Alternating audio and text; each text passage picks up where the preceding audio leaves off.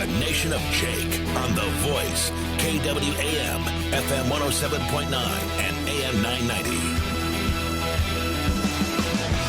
All right. Yes, have some. Welcome to The Nation of Jake on The Voice, FM 107.9, AM 990, online, KWAMthevoice.com. The Listen Live link is in the top right corner if you need it. We are also streaming live on YouTube, the YouTube channel Nation of Jake. One word, Nation of Jake. Subscribe to the YouTube channel. You can also follow me on Facebook. We are 7,000 strong in the Nation of Jake Facebook populace. Love to have you along. Plenty of room on the old Facebook. It's free. You can go follow me on Facebook and on the Twitter at Nation of Jake. On this Tuesday, August 27th, year of our Lord 2019, partly cloudy, 84, 85 degrees. That's about where it's going to stay. Rain is out of the way. Rained some last night. It was raining sideways, I guess, early into the morning. But now that's all behind us. Nothing but sunshine for the foreseeable future. So if you're looking to get out to the Liberty Bowl this weekend for the Tigers taking on Ole Miss, it's going to be warm and it's going to be sunny. So plan accordingly. Tonight, we should be good to go for soccer. All right, because that's my life right now is soccer and taekwondo. Pretty much it for the next few weeks. And then we're going to wind down one and really focus on the other. That's going on in my world. I hope you're managing quite well. Today on the program, we've got plenty of stuff to get to, including the Shelby County Commission is spending all of your money, and it's all your fault. They're going out, and they're just spending all of it. They're not even negotiating down the best rates for anything. They're paying twice, 3 times, sometimes 10 times the market rate for services, and it's questionable as to whether or not they are services that taxpayers should be paying for in the first place. We're going to get into that. That'll be a big part of today's program. Dave Chappelle, the great comic Dave Chappelle, one of the best ever to do it, and I put him in the same category as Richard Pryor and George Carlin and Mitch Hedberg and Louis C.K. Dave Chappelle is a prophet. Dave Chappelle is my muse. He dropped a new Netflix special last night called Sticks and Stones. He's taking on the cancel culture, calling out the celebrity hunters. But here's the thing. You can hunt Dave Chappelle, but you can't capture him or trap him, and you can't cancel him. Dave Chappelle's got a lot of people upset with his latest comedy special. We will talk about that and how we can apply it to our current political situation. We've got Johnson & Johnson, of course, the makers of the baby shampoo, Johnson & Johnson, synonymous with no more tears, right? They make baby shampoo. Johnson & Johnson makes products so gentle, a shampoo that you can pour directly in your eyes with no irritation. I've done that before. I've used Johnson & Johnson baby shampoo as eye drops just to prove the point. It's so gentle, and Johnson & Johnson couldn't make anything that hurts people, could they? Well, they got a judgment handed down, been slapped with a $500 million fine. $500 million that Johnson & Johnson has to pay because of their part in the opioid crisis.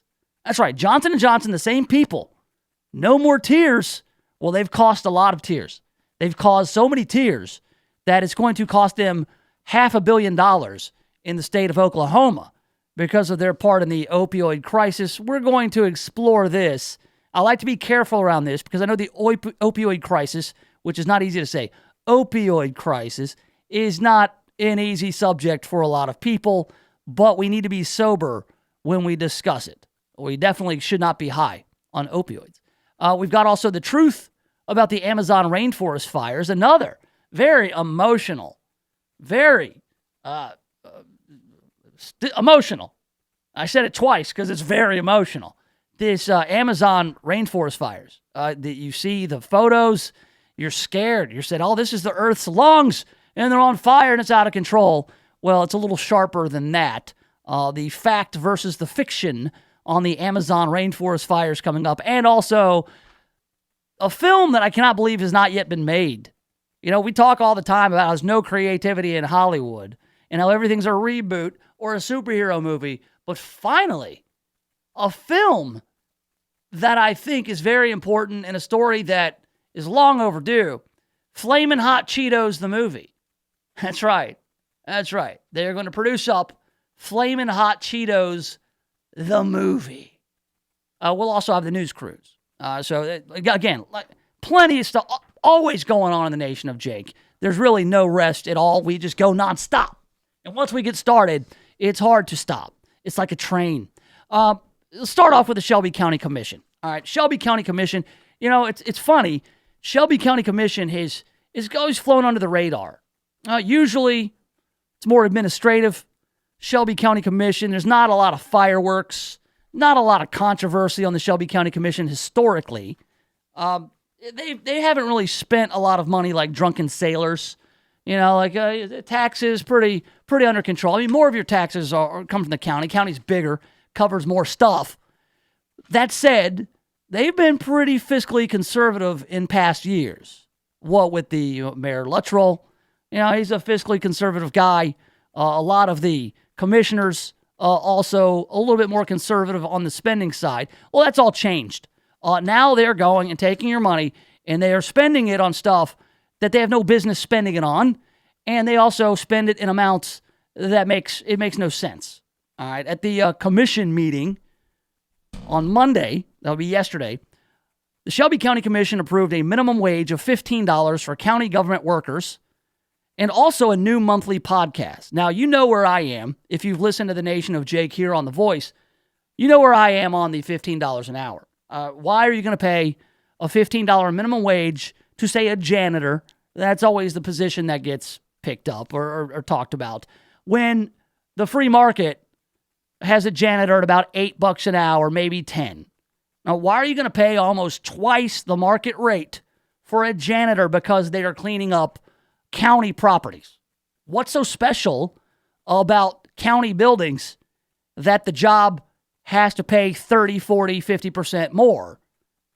The answer is there's nothing special about the job that would warrant somebody be paid that far above the market rate. But that's not even what I'm talking about today.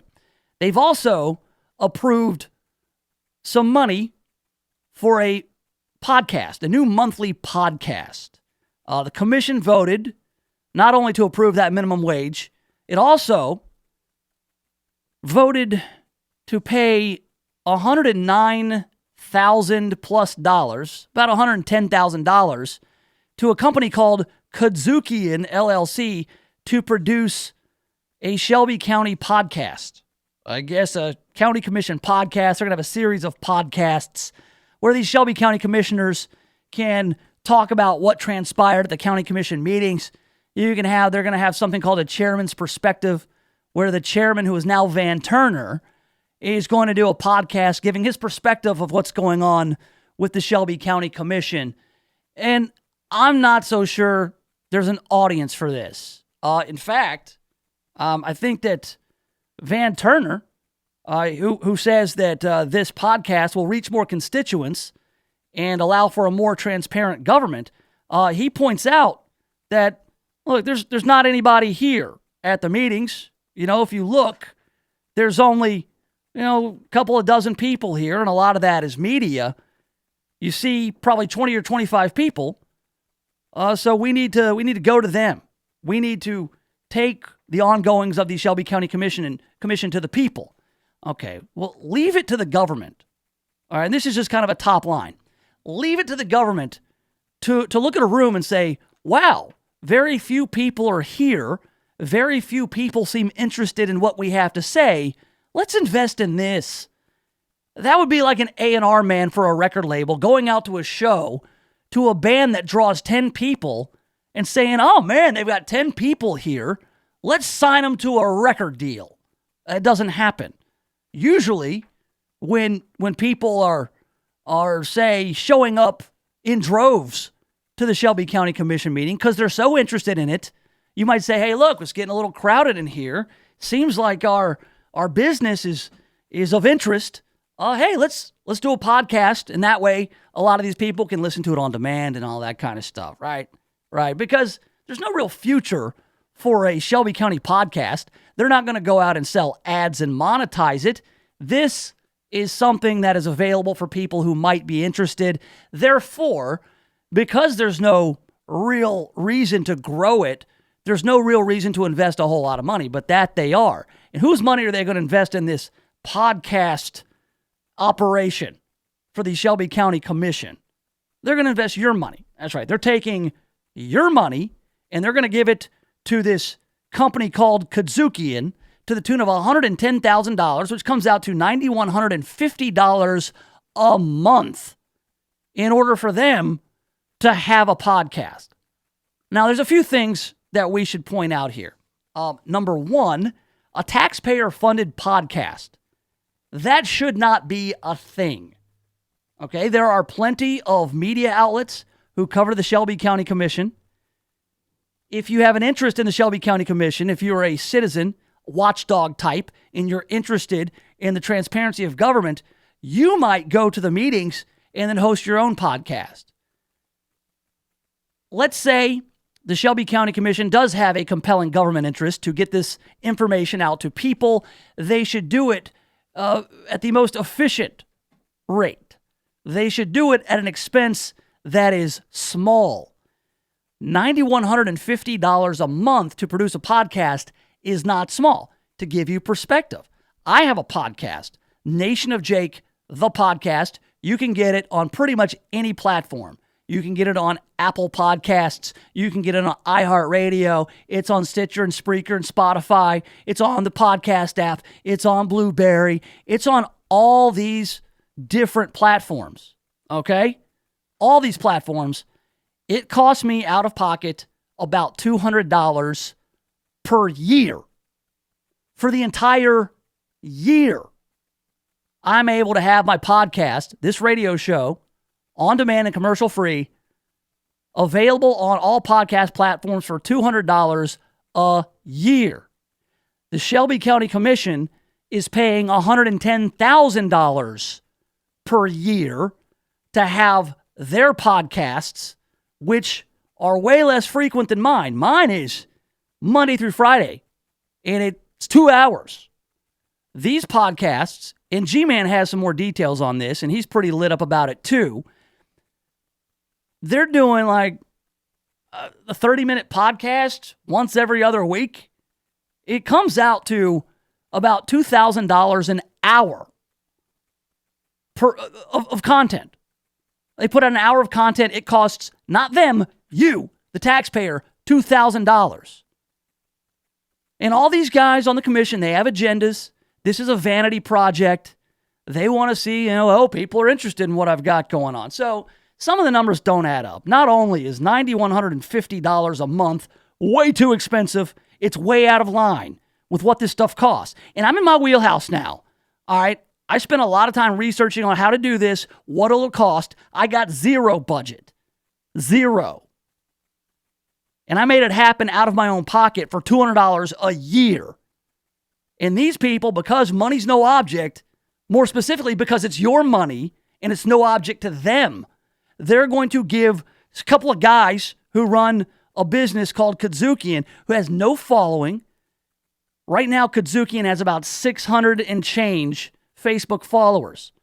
I've got 7,000, and I'm just a guy doing a radio show. This is a company that is shaking down the Shelby County government, who's using your money for $110,000 so they can do a podcast. And they say, right now, Van Turner, who's the chairman of the Shelby County Commission, his podcast has 40,000 listeners a month. No, he does not. No. 40,000 listeners a month? If you got 40,000 listeners a month on your podcast, then you're done. You're done. Your podcast is successful. That number is not right. In fact, if you go to Apple Podcasts and look up Van Turner's little Chairman's Perspective podcast, you'll see it has no ratings. Yes, the ratings, they matter. There's a 5-star rating you can get. I would know. I have a 5-star rating. Under Van Turner's podcast, it says not enough ratings. Now, if 40,000 people a month or 40,000 listens a month on that podcast, if that were true, if that was a true number, you would think maybe somebody would rate it. You think you would have enough ratings like the 15 or 20 that you need. But the truth is, he doesn't have 40,000 listens a month. That is a bogus, false number. We know a few things about the podcasting world, that you can inflate those numbers. You can buy listeners. Go on SoundCloud. You're going to get messages from random people who are going to say, hey, buy more listeners, get more listeners. Essentially what you're going to do is you're going to have a bunch of robots, bots. Hell, half the traffic on the internet is phony. Bots. You can pump up those numbers and make them look impressive, right? Well, this all comes down to cronyism. Somebody knows somebody. People who run this company, Kadzukian, I'm sure they know somebody who knows somebody who knows somebody. I think one of these guys is married to the president of the Chamber of Commerce. I'm almost certain that these guys somehow are kind of in a roundabout way connected to the Carter Malone group. And there's some details coming out. We've done our research here. And I'm giving you the top line. But right now, the Shelby County Commission, which we don't worry, because all the fireworks are always in the Memphis City Council. You know, that's where all the characters are. And that's what gets the most ink, the most attention. But right now, the Shelby County Commission is going out, spending your money, and not even negotiating at all. In order to produce multiple podcasts a month, a couple, whatever they're talking about, 2 a month, 3, whatever it is, I don't know, $3,000 a month would be reasonable. I could do it. I could do it on location with the contents of a backpack. I could go out there, set up gear, have a professional sounding podcast. They don't even have to move. Go gather the audio, edit it up, make it sound good. If you've listened to the Nation of Jake podcast, you know how good it sounds, right? I could do it for 1/3 of what these guys are charging, and that would still be a lot. That'd be a good living for a guy like me, a good side hustle. These guys go in, and we've got some audio from the meeting we're going to get into with G-Man. He's kind of led the charge on all this for me as far as all the research goes. I've been paying attention to other things as well. Man, look, there's a lot of stuff that goes on. There are a lot of things that I'm not an expert on. Okay, when we talk about Amazon fires, I'm not an expert on the environment. When we talk about Johnson & Johnson, this settlement, we're going to talk about that in a minute. I'm not a medical professional, all right? I don't know who is liable for the opioid crisis, but I will tell you what I know about. I know about radio, I know about podcasts, I know about editing audio, I know about streaming video. I know this stuff. I know what it costs, and it does not cost $9,000 a month for a couple of guys to set up a couple of mics and have Shelby County commissioners wax philosophical about their jobs for 30 minutes every 2 weeks. Give me a break. But hey, you're paying for it. And again, it's your fault. You voted for these guys. Or worse yet, you sat out and you didn't vote. And that's why you've got the commission as it's made up. And you've got a county mayor who wants to pay everybody $15 an hour out of the goodness of his heart and your wallet. That's what you got. You reap what you sow. It's not my fault. Don't blame me. Don't do it. Don't blame me. Nobody reached out to me to ask me if I could do the podcast over there, but they're hearing from me now. All right, coming up, Johnson & Johnson, makers of baby shampoo, on the hook for $500 million because what they're making is killing people. Not the baby shampoo, the other stuff, the drugs. That's coming up next right here in the Nation of Jake.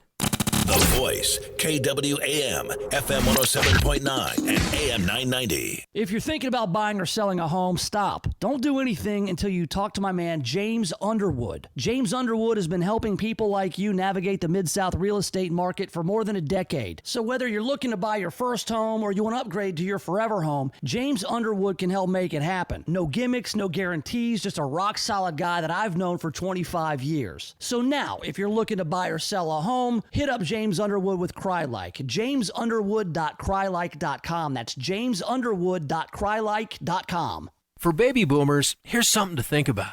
Will you have enough income during your retirement? Are you absolutely sure? Do you understand the difference between growth and income? How about bonds and bond funds? Are you 100% ready for RMDs? Do you have an estate plan? If you've said no to any of these, we can help. Right now, log on to theretirementincomeDoctor.com and tune in our brand new radio show right here, Saturday mornings at 10 a.m.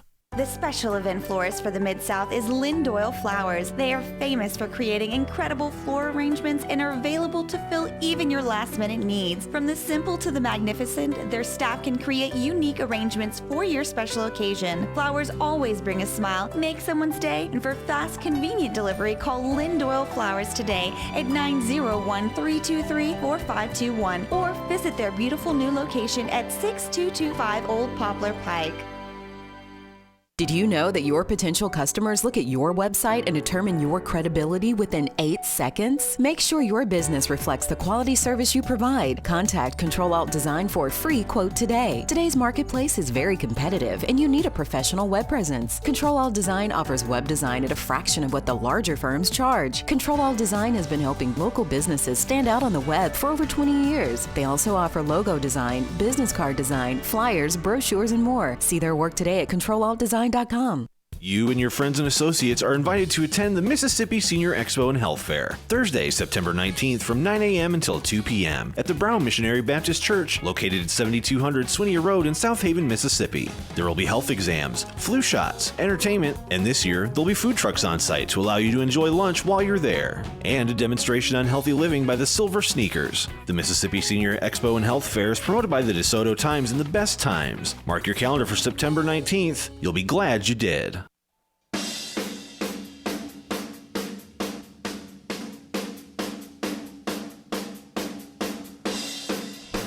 Welcome back to it. Yes, have some. Nation of Jake on The Voice, FM 107.9, AM 990, online, KWAMTheVoice.com. You can also check out the Nation of Jake podcast. That's right. It's a podcast that sounds like $9,000 a month went into producing it. However, I don't know. What's $200 a year? I'm going to divide that by 12. I'm not good with math. Well, let's just say $20 a month. Something like that. Less, more, I don't know. Can't do math in my head. It doesn't matter. In a little bit, we're going to talk about these Amazon rainforest fires.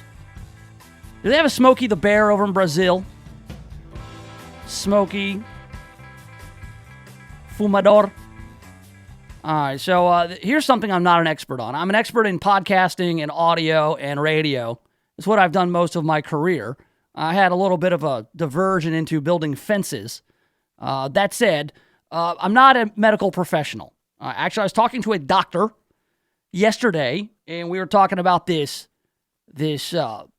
order from a judge for Johnson & Johnson to pay $572 million in this opioid lawsuit in Oklahoma. A judge found Johnson & Johnson and its subsidiaries. He found that they helped fuel the state's opioid crisis and ordered the consumer products giant to pay $500 million, a little more, $572 million, more than twice the amount another drug manufacturer agreed to pay in a settlement. So when I look at this, and I just like to break things down very simply. I'm not so sure that I buy that Johnson & Johnson is responsible for people abusing these drugs. Now, are there drugs made that shouldn't fall in the wrong hands? Sure. But do I think that a lot of these drugs are made for specific reasons, specific cases? Of course, or they wouldn't exist. That said, there are so many layers between, when it comes off the line at Johnson & Johnson, I guess they got one department that makes the baby shampoo that's safe enough to drink or use for eye drops.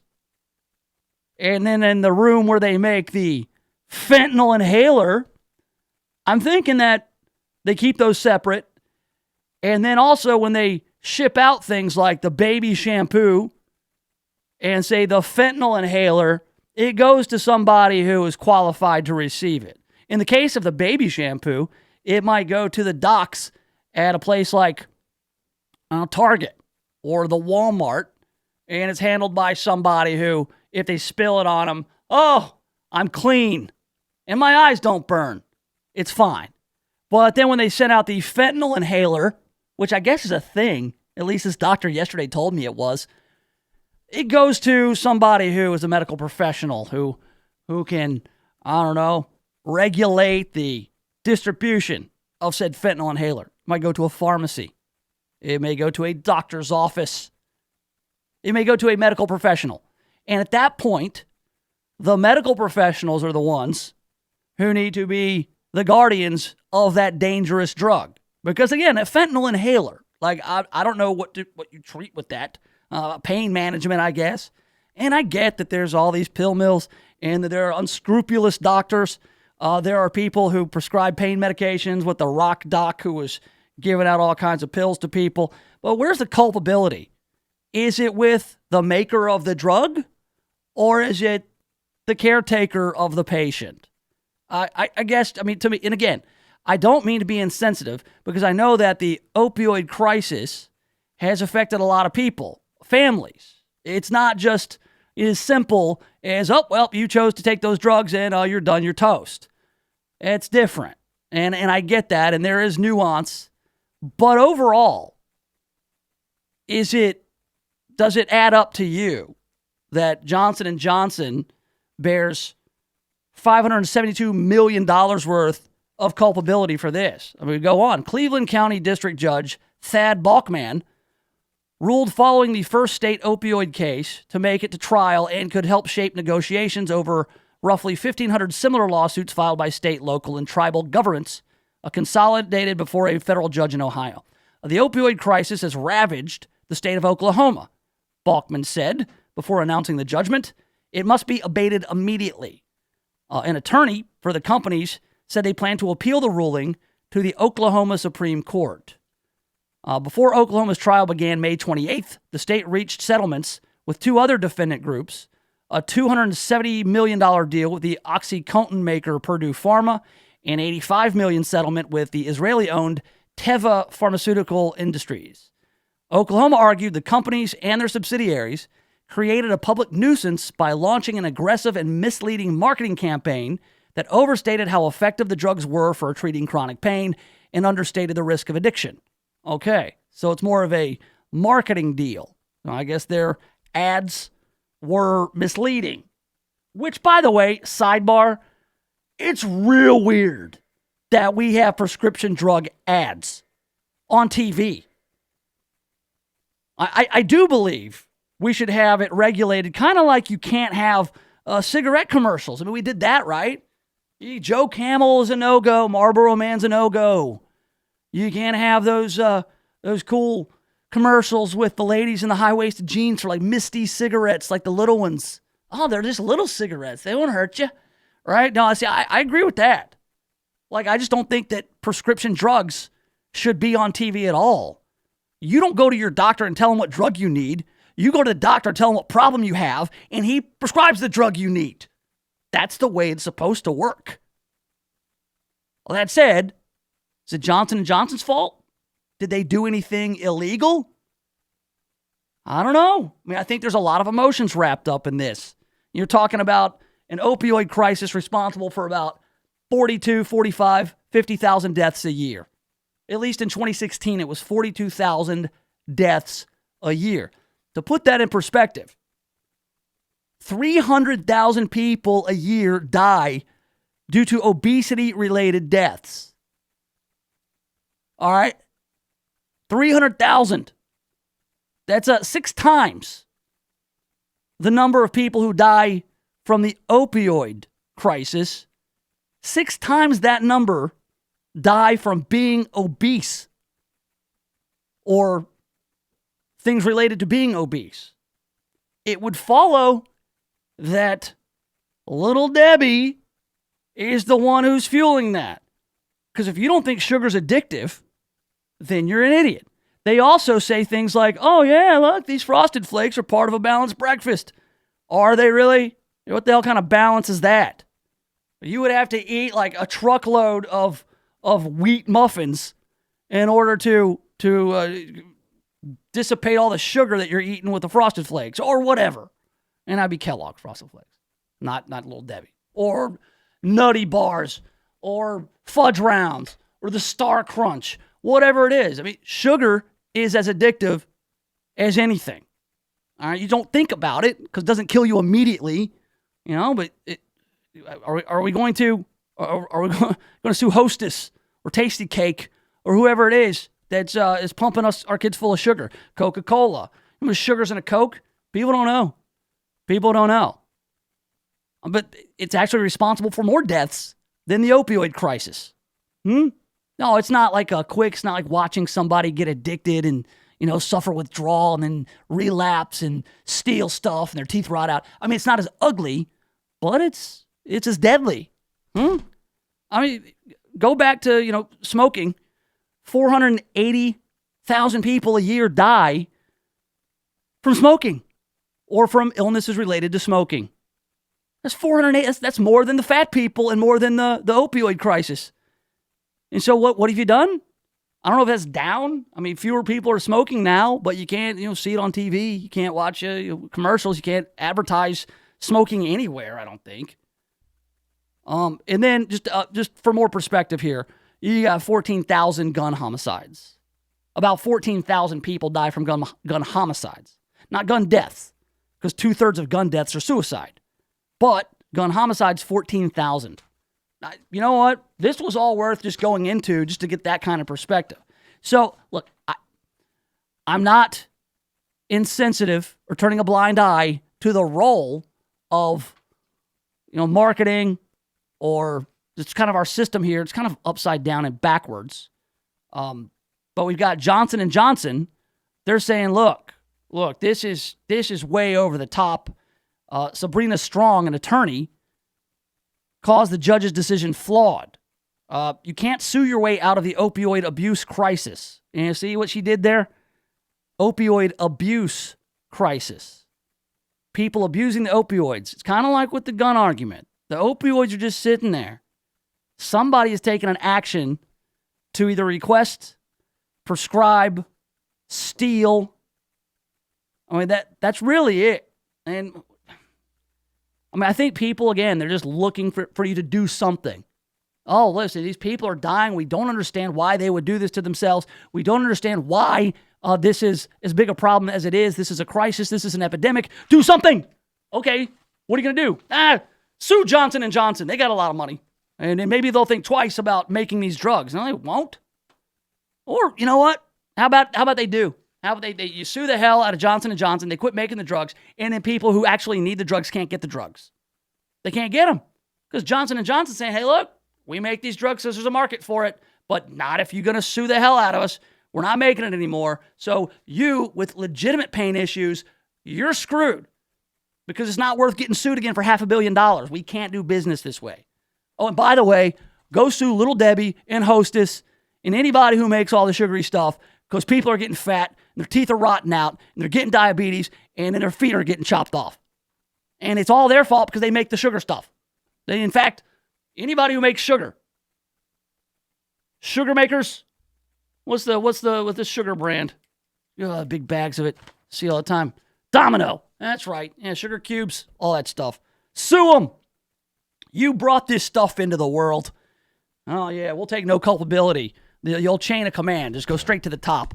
Who made the drugs? Sue him. All right, coming up, Amazon forest fires. I'm not an expert in those either, but we're going to take those on. A lot of misinformation out there. We will dig down to the bottom of it. Coming up next right here in the Nation of Jake. The Voice, KWAM, FM 107.9 and AM 990. CBS News Update. More than a dozen women who accused Jeffrey Epstein of sexual crimes appeared in a New York City courtroom ahead of the expected dismissal of charges following Epstein's death. They were there to let it out, including Tila Davies. All I'm going to say is today is a day of power and strength.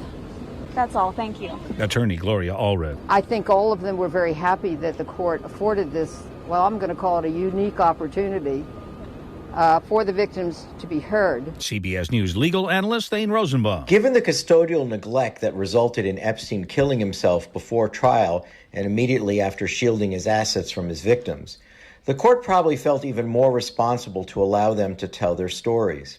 It won't affect the case against Epstein, but it just might taint a future criminal or civil case brought against the various people who might have aided and abetted Epstein in his alleged sex trafficking enterprise. CBS News Update, I'm Jim Shenlevy. I'm Ed Parami, the owner of JanPro, the franchise that helps you be your own boss. JanPro is now the fastest growing franchise in the entire world for the second year in a row by Entrepreneur Magazine. We are growing so fast we need new business owners right here in Memphis right now. So if you want to be your own boss and open your own business, call JanPro at 901-683-4900 to see just how easy it is to be your own boss. For as little as $950 down, you can be a part of JanPro. Don't waste another minute. Call 901-683-4900. Triumph Bank strives to make banking easy for our customers. You have a lot of choices when it comes to banks, so we invite you to visit one of our local offices in Memphis, Germantown, Collierville, and Arlington to see for yourself how our team, backed by our state-of-the-art online and mobile services, can simplify banking for you and your business. Triumph Bank, invested in our communities and making banking easy for you. Triumph is a member of the FDIC and an equal housing lender. TriumphBank.com. Let's talk growth. This is Clark Howard. I have a new series for you talking about how trade with China is going to affect your wallet. And today I want to talk about what it means for you as a borrower. As far as credit cards, normally as interest rates decline in the economy, interest rates you pay on so many borrowing products decline as well. But credit card interest rates are at nearly an all-time high, and they're not as sensitive to what happens with the general economy. On the other hand, auto loan rates are on their way down. So if you're interested in buying a vehicle, you're going to see lower rates. If you're already in a loan, you should see if there's a deal for you refining your vehicle loan. Speaking of refis, mortgage rates have taken a significant dive, and if you have an older mortgage, you should look at whether there's money for you to save by refining into a 15-year loan. Shop multiple lenders. The backyard's looking great, Rob. Thanks, man. I was planning on adding a deck, too. Know any good contractors? Why don't you just ask Home Advisor? Home what? HomeAdvisor.com. You just tell them about your project and they match you with local pros that can do the job. Nice. Now, how much does it cost? Oh, Home Advisor's totally free to use. Plus, you can read customer reviews, check pricing, and book appointments for free. What's the website again? HomeAdvisor.com. Or just download the free Home Advisor app. Home Advisor. Hey, I'm Hall of Fame catcher Johnny Bench. I used to hit dingers and throw lasers when I was a Major League Baseball player. Now I do yard work, raise my boys, and get the occasional 18 holes in, but I still have to deal with that Hall of Fame pain. I use Blue Emu pain relief products. The Blue Emu Maximum Arthritis or Continuous Spray are easy to use. I just spray or rub it on. No stinging or burning. Blue Emu. It works fast and you won't stink. Available at nationwide retailers.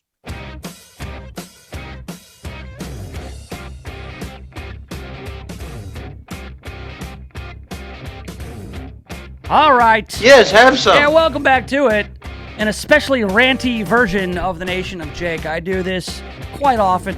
I get fired up about something, and then it kind of carries over into everything else I talk about. I'll talk about this Flamin' Hot Cheetos, the movie. That's right. Seriously, I mean, Hollywood, if they can make a Flamin' Hot Cheetos movie, then there's really no excuse ever to reboot anything, ever. Because if you can make a Flamin' Hot Cheetos, the movie, you can make a movie about anything. Anything at all. And they're actually making a Flaming Hot Cheetos, the movie. More on that in just a minute. We've got this Amazon rainforest fire. Now, you would think, though, when you see all the photos and the coverage of the Amazon rainforest being on fire, you're thinking it's a wildfire and it's all going to burn down and that the planet's lungs are all going to be black, like black lung. Like the planet is going to be one of those commercials, those non-smoking commercials, you know, where the old ladies with the tracheotomy, and then it says, hey, epilogue, she died because she had all kinds of cancer and a tracheotomy, and she got sick, and she had COPD and emphysema, and everything bad you can get from smoking, this lady got. You think that's going to be the Earth because of these fires in Brazil, in the Amazon. So much so, at the G7 summit, the Group of Seven summit in Biarritz, France. They were talking about all the fires, and some of these countries, the heads of state and government pledged $40 million, $20 million from the group, $12 million from the United Kingdom, and $11 million from Canada to help fight the fires. The only problem is Brazil didn't ask for any money to help fight the fires. Brazil is going about their business saying, listen, the fires in the Amazon rainforest, those are the business of Brazil. It's none of your business. We didn't ask for your money. We don't need your help. They're under control. We are managing the fires. And in fact, the fires are largely being set in land that has already been cleared. Before, they do this every so often. Farmers clear farmland by setting fires. And most of them are controlled. Most of them, and I don't know what the percentage is, but the overwhelming majority are controlled fires. Some of them, you got some brush and things that catch fire, but they've done a pretty good job, from what I understand in Brazil, of managing these fires. In fact, I think they have maintained like 70% of the Amazon rainforest within Brazil has been preserved. Now, when you got a guy like in France, Emmanuel Macron, who does such a great job over there managing France with, say, yellow vest protests and value-added taxes and fuel taxes and, the cathedral fires, he has insulted old Bolsonaro. Brazilian President Jair Bolsonaro says he might accept the international aid to fight the raging fires in the Amazon region if Emmanuel Macron apologizes for the comments he found offensive. Now, on Monday at the G7 summit, Macron said the Amazon, while mostly in Brazil, is a worldwide issue, and the world cannot allow Bolsonaro to ruin the entire globe. So you got this French guy going, oh, Bolsonaro, you guys have the Amazon rainforest and you're to ruin the world. We respect your sovereignty, it's your country, but the lungs of the planet is in the Amazon. The Amazon forest is a subject for the whole planet. We can help you reforest. We can find the means of your economic development that respects the natural balance, but we cannot allow you to destroy everything. And so Bolsonaro is over there saying, hey, man, you're out of line. He says these are unreasonable attacks on the Amazon. He said the French president is hiding behind the idea of an alliance among the G7 countries as if Brazil were a colony or a no man's land. Donald Trump is on team Bolsonaro, saying that, hey, he's a good guy. I've gotten to know him in our dealings with Brazil. He's working very hard on the fires and in all respects doing a great job for the people of Brazil. Not easy. He and his country have the full and complete support of the USA.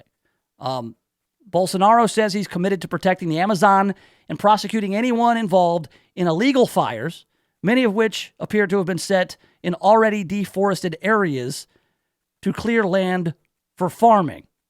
All right, so the Amazon rainforest is not completely on fire. These aren't raging wildfires. There's some of that, some illegal fires being set, and they're working on it. Not to say it's a good idea to go burning down the rainforest. Nobody's saying that. But when you've got people like Emmanuel Macron, he's saying, hey, we can't allow you to do this in your country because it's too important to the world. And that's kind of become the thing, the planet's lungs. You're talking about how much oxygen is generated by the Amazon forest. And Bolsonaro, the funniest thing is he says, hey, with regards to all that money and all that aid, maybe those resources are more relevant to reforest Europe. Because if you look, Amazon forest in Brazil, 70% intact. They've managed to keep 70% of it or more intact. I believe the deforestation, I think the forest preservation in Europe is like 0.3%. Well, there's not as many forests as there used to be in Europe. Macron cannot even avoid a predictable fire in a church that is part of the world's heritage, and he wants to give us lessons for our country. Yeah, see, they're fighting. It all comes down to this. There's fires like this in the Amazon rainforest all the time, but Jair Bolsonaro is a right-wing president of Brazil, and so he comes under more scrutiny. And so everybody's like, they're not, the fires are not caused by climate change. Actually, there's one expert he just craps on this whole planet's lungs thing. In Forbes, Michael Schellenberger, a Time magazine hero of the environment and Green Book Award winner, quotes Dan Nepstad. Dan Nepstad is the president and founder of Earth Innovation Institute and co-founder of the Amazon Environmental Research Institute, a scientific, non-governmental, nonpartisan, nonprofit organization that has worked for the sustainable development of the Amazon since 1995.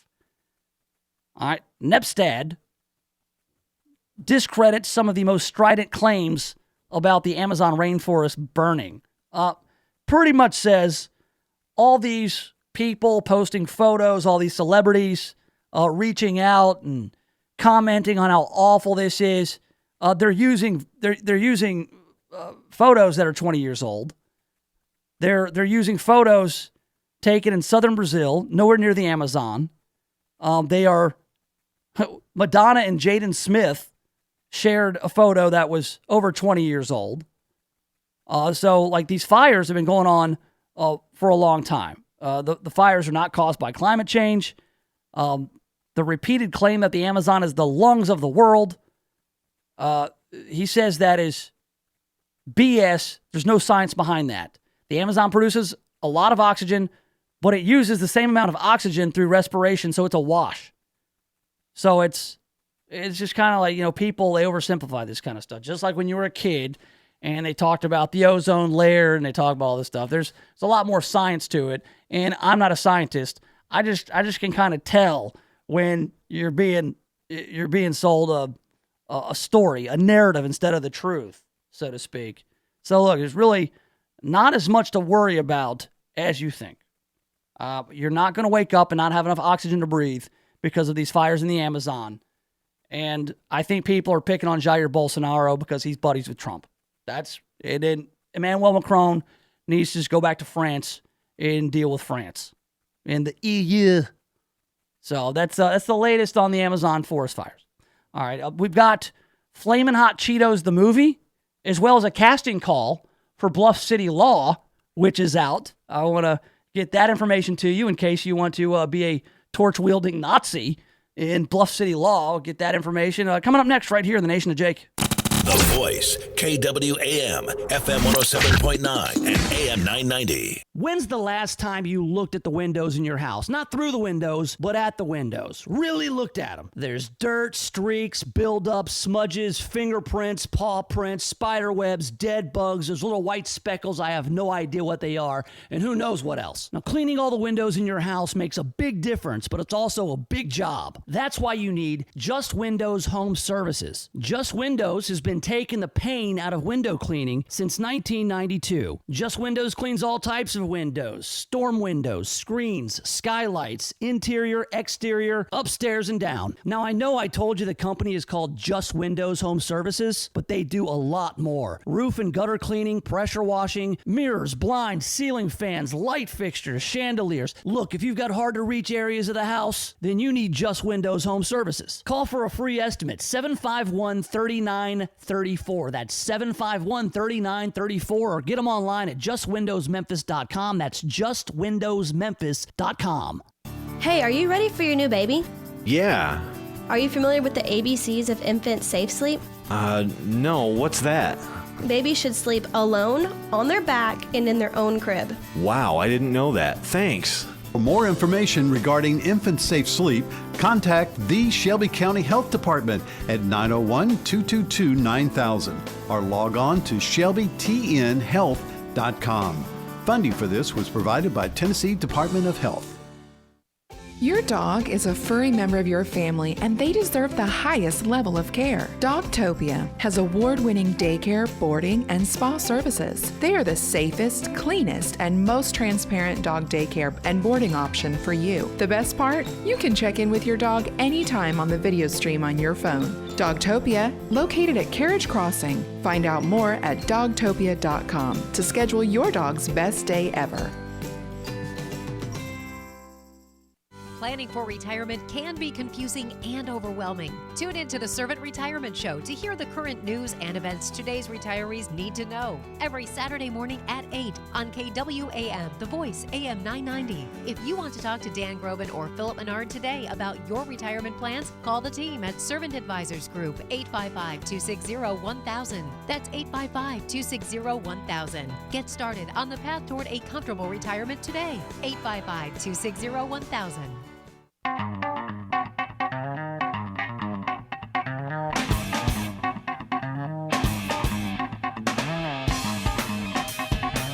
Flamin' Hot Cheetos, the movie. Yes, have some. That's right. Leave it to the Nation of Jake to find this kind of stuff. There's a movie about Flamin' Hot Cheetos, like entire movie. And this is not just like product placement.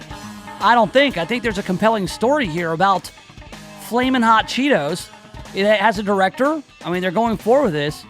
Eva Longoria is going to direct the biopic about Richard Montañez, a Frito-Lay janitor and Mexican immigrant who created the spicy Flamin' Hot Cheetos.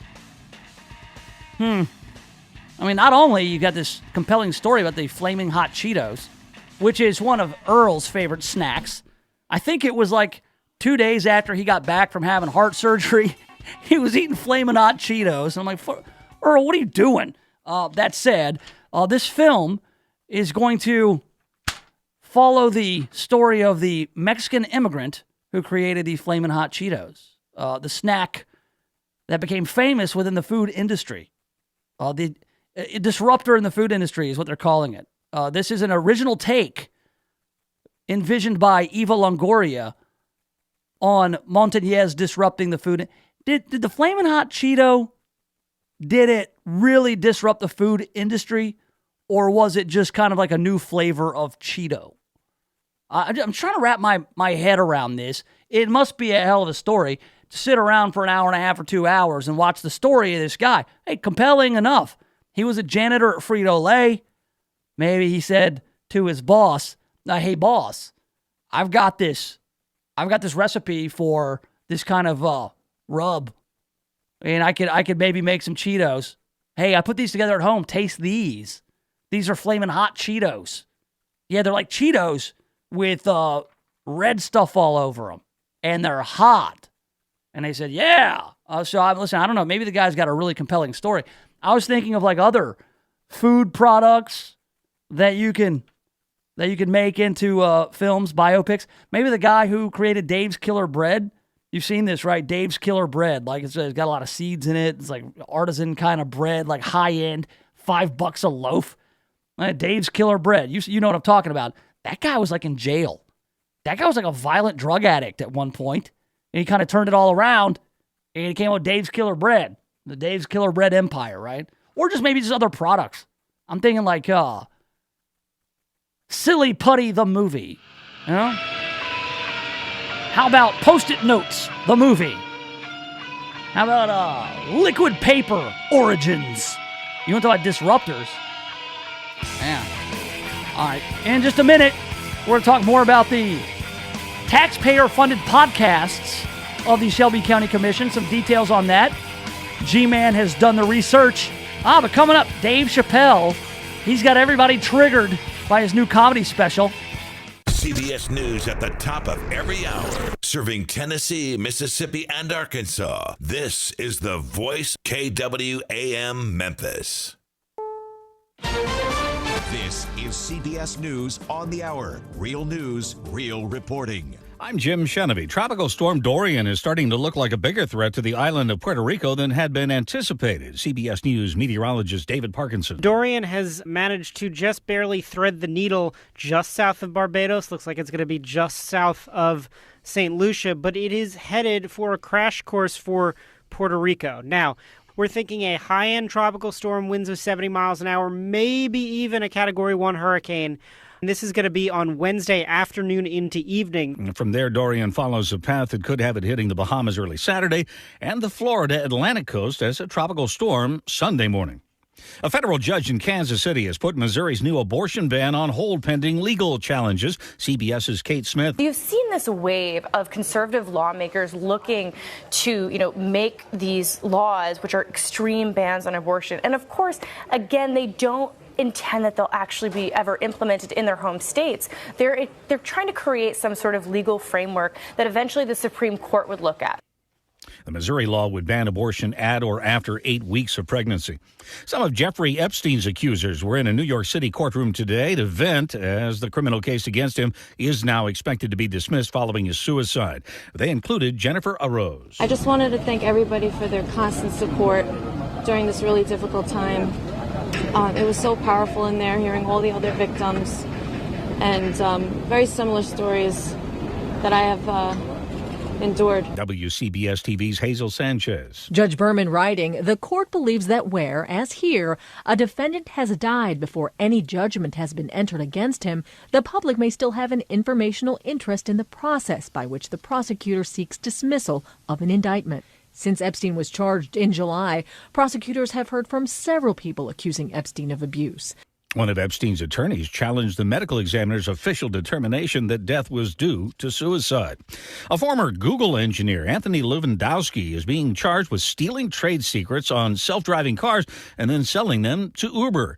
U.S. Attorney David Anderson. The indictment alleges that Lewandowski made the decision to leave Google no later than September 2015, and that he used the time between September 2015 and January 27, 2016 to remove thousands of files from Google. Uber agreed to pay Waymo $245 million to settle the matter.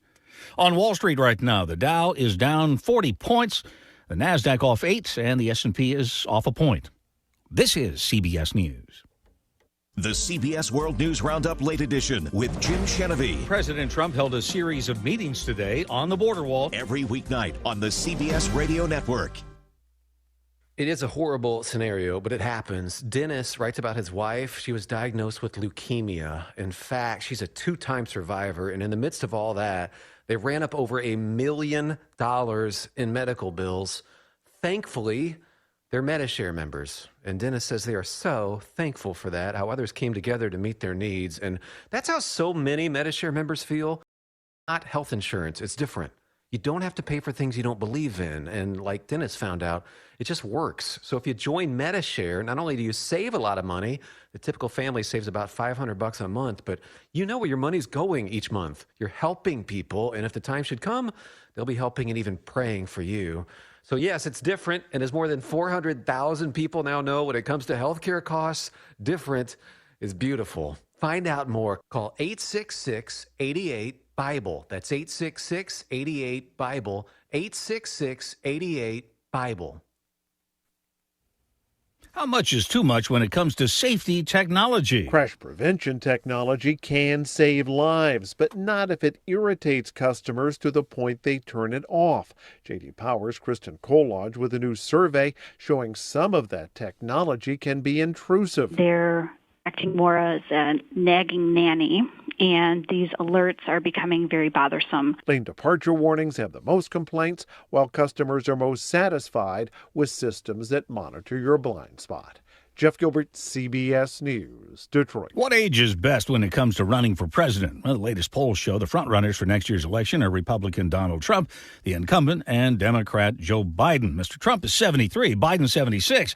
A survey of Americans conducted by studyfinds.org found 48 to be the ideal age for a presidential candidate. That would also rule out Bernie Sanders and Elizabeth Warren. In fact, 16 of the 23 candidates. Jim Chenovy, CBS News.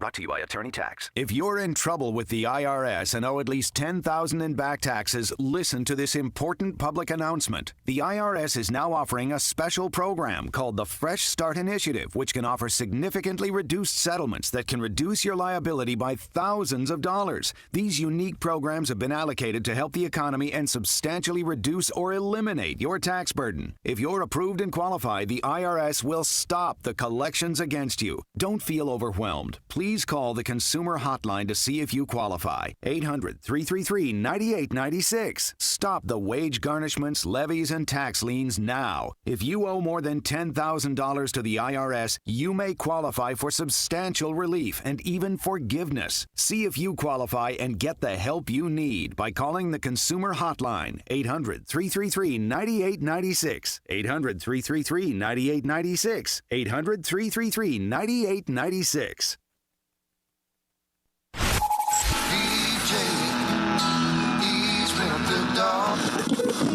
Get him. What, named after the dog?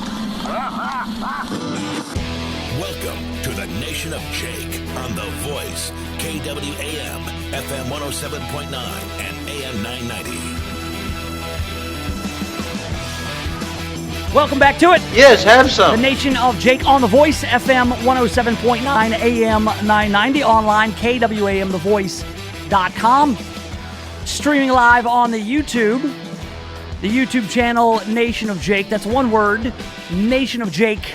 Run that all together and subscribe to the YouTube channel, because I know you can't always tune in from 1 to 3, Monday through Friday, and catch the show live. You can watch it on the YouTube channel. You can also listen on the Nation of Jake podcast. We're talking about podcasts a lot today. I'm going to tell you right now, it does not take a lot to get a podcast uploaded to a podcast platform. You know, there are some people who can do it for free. All right, there are some services. Just depends on what you like, you know, what kind of features you want. Just a small investment of like $200 a year. Less than that. I think like $144 a year. $12 a month can get you onto a SoundCloud, and then you could feed your Apple Podcasts, and that's really all you need to do. Say if you were to put together a podcast on your own, the main thing is you got to have content people want. You have to be compelling. You have to inform people about things, educate them on things, or entertain them, or all of the above. Just be informational, educational, and entertaining. You yourself could have a podcast, and it will cost you a lot less than $9,000 a month. That's what the Shelby County Commission thinks they need. They voted to pay a couple of guys who have a little company called Kazuki, and they voted to pay these guys $9,000 a month to produce up some podcasts because, you know, people can't always get out to the Shelby County Commission meetings. As if people would. You know, Van Turner, the chairman of the Shelby County Commission, he says, look around. There's only like 20, 25 people here. That's including media who are paid to be here. You know, we need to bring the meetings to the people. Yeah, we need to bring them out. Do you think that people, after they get off work, after working, 10, 12 hours in a day, getting home, getting their family fed and ready for soccer practice or whatever it is they do, or going to their other job where they might not make $15 an hour, do you think that they're really going to spend that time they've got, their free time, going and reading about or going to witness the Shelby County Commission meetings or listen to a podcast about it? No. You know what? If they're interested in what you're doing, they'll look it up online. They'll watch it on the news. But, again, you don't control the message that way. So really what it comes down to is Shelby County Commission, they want to pay $9,000 to some guys so they can control their own message and get it out to you. It's a vanity project. G-Man has done some research on this, so we are going to dig in a little bit about what exactly the taxpayer will get for their $9,000 a month. Because that's really what it comes down to, because it's your money as the Shelby County taxpayer. For a long time, we've kind of, just been focused on what the city council is doing, but the Shelby County Commission, that's been the racket. That's everybody. That's Collierville and Bartlett and Millington and Germantown and all the Shelby, all county. And they're taking more of your money, and they're going to have to get it from somewhere next time around. And they're going to raise those taxes. You know it's coming. You can't pay everybody $15 an hour and have a $9,000 a month podcast without raising taxes. It's going to happen. Watch. More on that in a little bit. Last night, I was on Netflix because I got a tweet. And that's right. I looked at my Twitter account, and everybody's talking about Dave Chappelle and how Dave Chappelle is making people mad. He's triggering people with this new comedy special he's got on Netflix called Sticks and Stones. So I said, you know what? while I'm thinking about it, I'm going to check out the Dave Chappelle Netflix special. So I turned it on, and almost immediately, Dave Chappelle starts speaking my language. I've always loved Dave Chappelle. I saw Dave Chappelle on an MTV comedy show called like the Half Hour Comedy Hour, and he was hilarious. And then it kind of morphed into he did Chappelle's Show, which was some highbrow comedy, especially for the time. And he was in the movie Half Baked, and he just comes at it from a different angle. All right. I mean, right now, comedy, especially like late night comedy, is all very left wing. It's, hey, let's tell some jokes about Donald Trump. That's it. You can go out on a stage, and as long as you're making fun of Donald Trump, you'll be accepted by this comedy community. All right? That said, Dave Chappelle always comes at it from a different angle. We've seen this with like Louis C.K. He was trying out some comedy some months ago, and he said some things that people didn't agree with. And now Dave Chappelle is kind of doing the same thing. The deal with Dave Chappelle, though, is he doesn't care. Dave Chappelle disappeared for years and years, and then he came back. He does whatever he wants at this point in his career.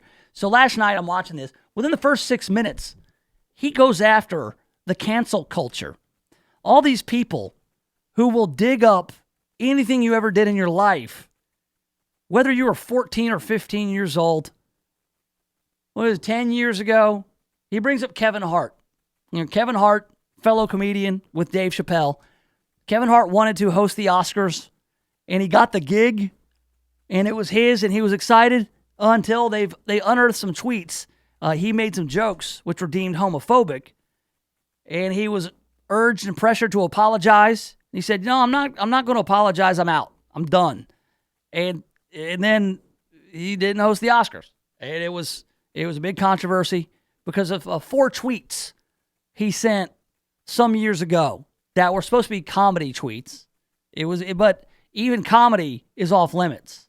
If certain groups don't like your comedy, then you are canceled. You don't get to go do the Oscars. You don't get to do what you want to do. Dave Chappelle calls it celebrity hunting season. He said it's the worst time to be a celebrity because if there's anything in your past that you did that doesn't hold up to today's standards, you're toast. You're done. And so I enjoyed it. It's kind of dark, the Dave Chappelle. I'm talking about some of the subject matter here. It's kind of dark. But he does cross those lines, and man, lefties are upset. I think, who was it? It's Vice or one of those publications said, yeah, there's no real reason to check out Dave Chappelle's new comedy special. Just tell you, it's time to cancel Dave Chappelle. He's misogynistic. He's borderline conservative. But comedy doesn't take sides. Again, we talked about this with SNL. SNL back in the day versus now. If comedy takes sides, it becomes propaganda. Comedy shouldn't take sides. Everybody's fair game. Dave Chappelle points out the cognitive dissonance, I should say, that we all have. And it makes people uncomfortable. So keep doing what you're doing, Dave Chappelle. I know you need my vote of confidence, but check this out. This is funny. It's kind of like just Dave Chappelle's on to something here, and he knows it. He observes it. Check this out. You know how we talked about if you ever do something bad in your life, somebody digs up some tweets, and then you get publicly scorned because of it. You have to, essentially, it's the modern day, being in the stocks. Like, oh, you got to be ashamed. People come by and shame you and throw stuff at you because of something you did way back when. We've seen this with athletes. Well, Kyler Murray, quarterback for Auburn, who got drafted by, I don't know who the hell he's playing for, Arizona. And then he also got drafted by the Oakland Athletics. So this kid is 20 years old. He's got his whole life ahead of him. Going to be a successful guy. Oh, they unearthed some tweets that he made when he was 14. And they said, hey, you have to apologize for those. It's like, really? I was 14 years old when I tweeted that stuff or put on Facebook. I was a kid. Oh, no, you're a bad guy. You're terrible. You're awful. We're going to cancel you. Apologize. So media, they love to do that. all the websites, the Vox.coms, the Vice.coms. Hell, the New York Times likes to do it. They'll dig up stuff. If you were anybody of note with any kind of fame or you're doing anything that's newsworthy, they're going to go back into your history and dig up every tweet, every joke, every comment that you made, and they're going to make it an issue. If there's any comments or jokes that you made 10 years ago that don't hold up so well, you're going to have to answer for those. Your whole life's online, and it will be brought forth, and you will have to answer for it. That's why Dave Chappelle was saying it's the worst time ever to be a celebrity. Those are the rules now. Those are the rules. That's what the media's been doing for a long time. Drag it out there.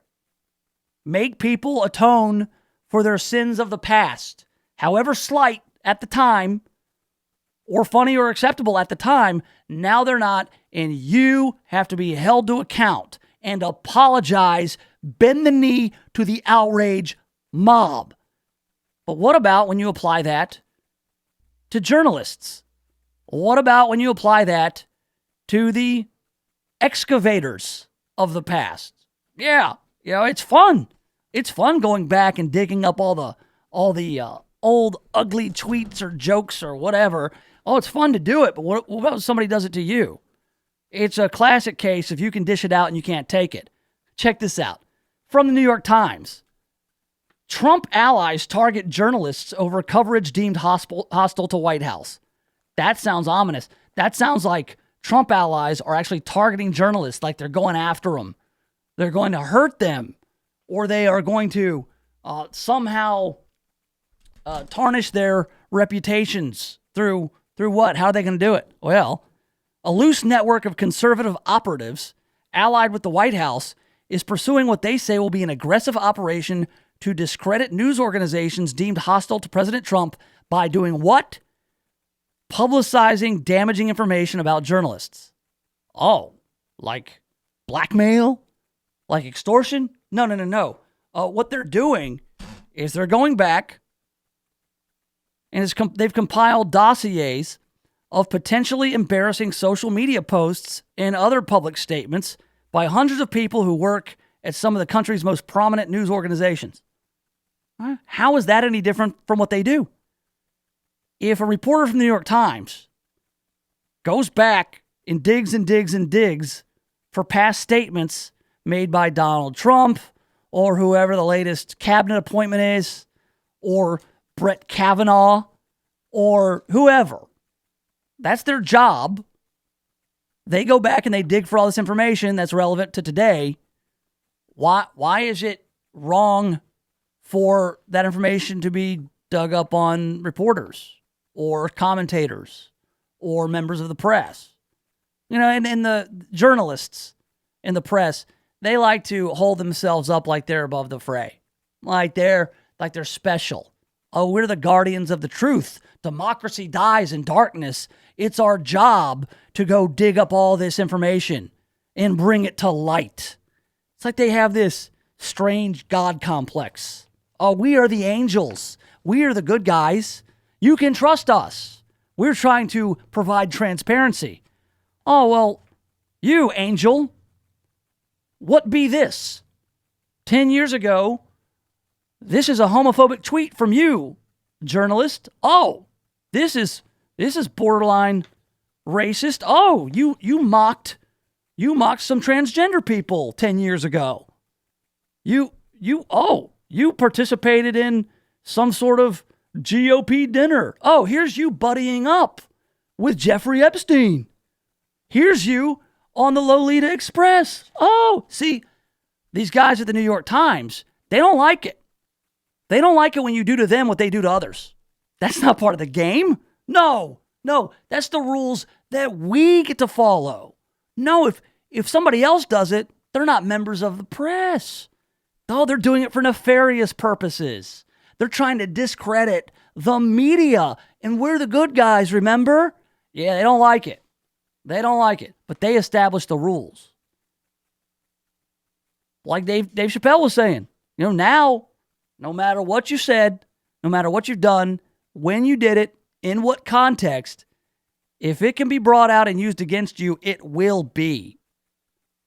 And they do not like it. No, they do not like it at the New York Times. Oh man, this is good stuff. But they're saying they've got hundreds and hundreds of these potentially embarrassing social media. They are compiling dossiers. So, anti-Semitic stuff. Oh yeah, they got plenty, and they will release it as needed. And then maybe it will. Maybe it will make journalists think twice about the hit pieces they write. Because look, you can do without, taking the example of Kyler Murray. Kyler Murray, 20 years old, 21, junior in college.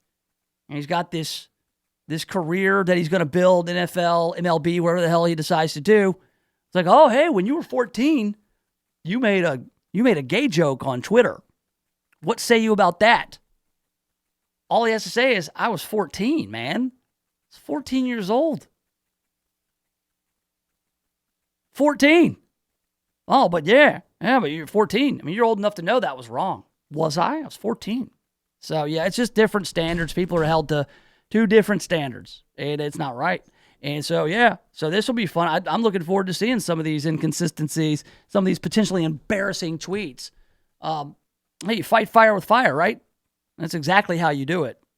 Sometimes you fight fire with water. Other times you fight fire with fire. And that's what they're doing. All right, coming up in a little bit, the news cruise, all the latest headlines. But I've got G-Man. He has been doing a lot of research on this Shelby County Commission podcast. It's going to cost taxpayers $9,150 a month, a total of $110,000 for the year to produce a Shelby County Commission series of podcasts. Breaks down to about $2,000 an hour. Greg has the rundown and the research, and I think he's actually got some audio of the debate about this really expensive podcast that you are paying for. We'll dig in next right here in the Nation of Jake. The Voice, KWAM, FM 107.9 and AM 990. If you're thinking about buying or selling a home, stop. Don't do anything until you talk to my man, James Underwood. James Underwood has been helping people like you navigate the Mid-South real estate market for more than a decade. So whether you're looking to buy your first home or you want to upgrade to your forever home, James Underwood can help make it happen. No gimmicks, no guarantees, just a rock-solid guy that I've known for 25 years. So now, if you're looking to buy or sell a home, hit up James Underwood with CryLike. JamesUnderwood.CryLike.com. That's JamesUnderwood.CryLike.com. Did you know that your potential customers look at your website and determine your credibility within 8 seconds? Make sure your business reflects the quality service you provide. Contact Control-Alt Design for a free quote today. Today's marketplace is very competitive and you need a professional web presence. Control-Alt Design offers web design at a fraction of what the larger firms charge. Control-Alt Design has been helping local businesses stand out on the web for over 20 years. They also offer logo design, business card design, flyers, brochures, and more. See their work today at ControlAltDesign.com.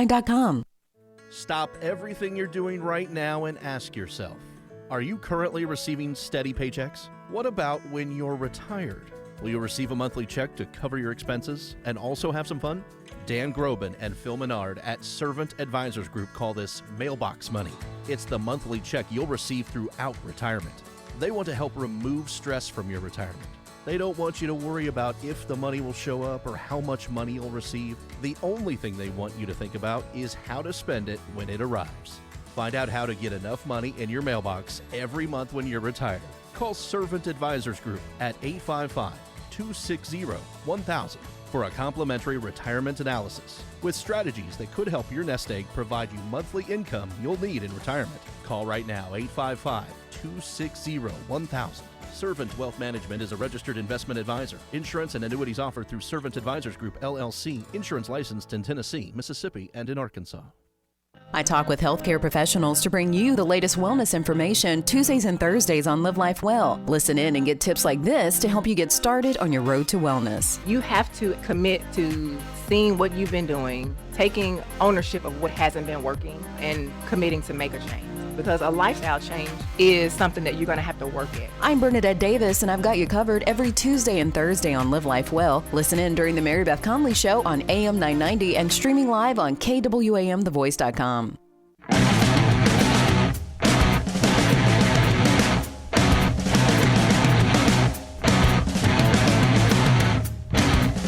All right, welcome back. Yes, have some. The Nation of Jake is on The Voice, FM 107.9, AM 990. We're online, KWAMTheVoice.com. Streaming live on YouTube, the YouTube channel Nation of Jake, one word, Nation of Jake. We're also on Facebook and the Twitter at Nation of Jake. There's also a podcast, Nation of Jake Podcast. It gets uploaded every day, Monday through Friday. It's about 80 minutes long. We cut out the old commercials. You can listen on demand and commercial free. And it's offered to you for free. And it does not take all that much time or money to bring it to you. It sure as hell does not cost $9,000 a month. $9,000 a month is a lot of money, way out of line for producing a podcast, even one that's every day. And the Shelby County Commission voted to pay $9,000+ a month to a company to produce these podcasts. Okay, so I've been talking about this. Again, it's way out of line. The Shelby County Commission is like a kid that you gave some money and said, hey, go to the store and get some milk, but get the best price and bring back the change.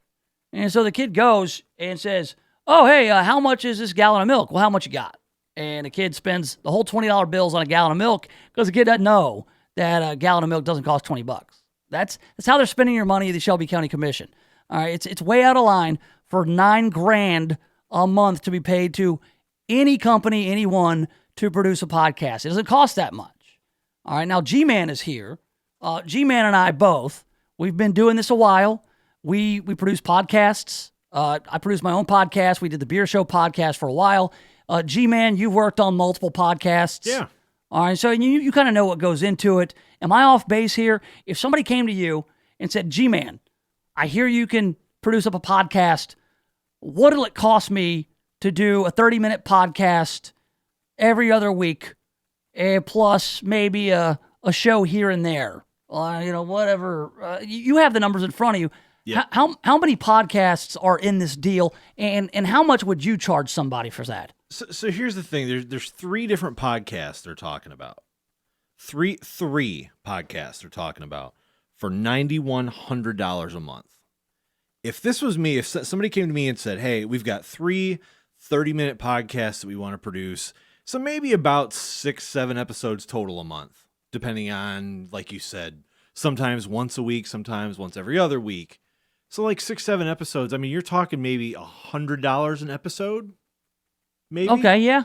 That's maybe. It's like an engineering fee, pretty much. You go out, you set up some mics, you have some people talking to a microphone, and then you edit it up, and you kind of make it make sense so people can digest it pretty easily. And most people that do this kind of thing for people, it's like $100 to $200 an hour, depending on what it is. Sure, and that includes post-production Exactly. and uploading it. Exactly. And just the whole deal.